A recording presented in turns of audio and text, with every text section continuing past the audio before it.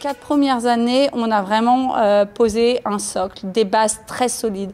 Aujourd'hui, on a vraiment envie d'ouvrir le champ des possibles avec une conviction très forte que l'on doit être un acteur de la transformation en termes d'innovation, de la transformation digitale, mais aussi un acteur de la transformation environnementale et sociale.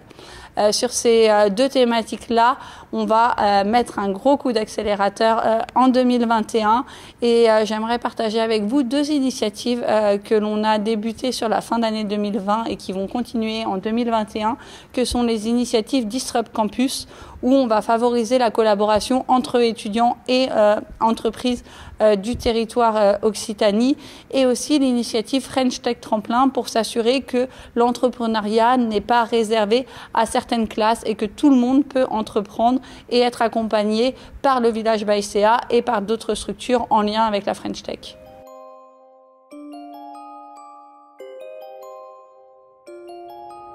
J'ai eu la chance très tôt dans ma carrière professionnelle d'avoir des modèles, des femmes inspirantes qui m'ont toujours donné des conseils très précieux.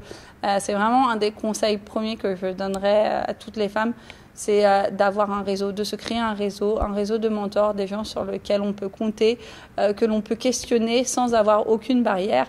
Et souvent, cette écoute et cette bienveillance, on le trouve auprès d'autres femmes qui sont passées par les mêmes challenges que l'on va affronter, l'ambition en tant que femme, concilier vie professionnelle et vie familiale, parce que si on reste tard au travail, c'est du temps qu'on passe pas avec ses enfants. Ce n'est pas une honte en tant que femme d'avoir de l'ambition, de vouloir réussir. On n'est jamais trop ambitieux, donc ayez de l'ambition.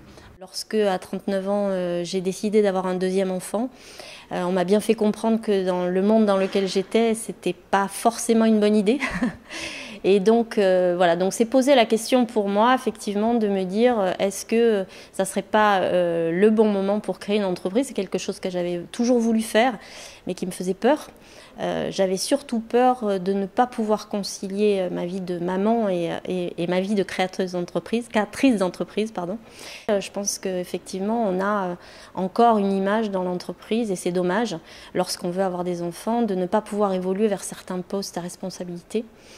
On doit faire la preuve 2 fois plus qu'un homme de ses compétences, de son endurance, de ses capacités et de sa motivation. Moi, le message que j'ai envie de porter aux femmes, c'est vraiment de pouvoir s'organiser comme on veut. Moi, j'ai 3 enfants aujourd'hui, donc je gère une entreprise et j'ai 3 enfants. Et effectivement, c'est un rythme assez sportif, mais ça se fait, et ça se fait bien.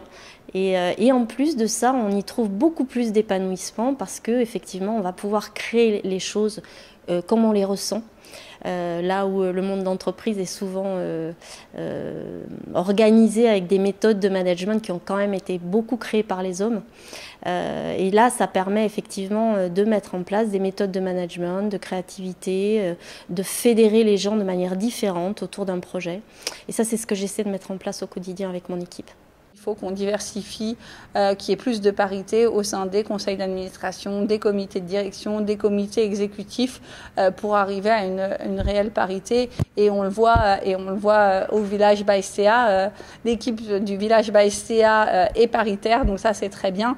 Mais dans les startups que l'on accélère, on n'est pas à la parité. Dans les investisseurs qui travaillent avec le Village by CA, on est très loin de la parité.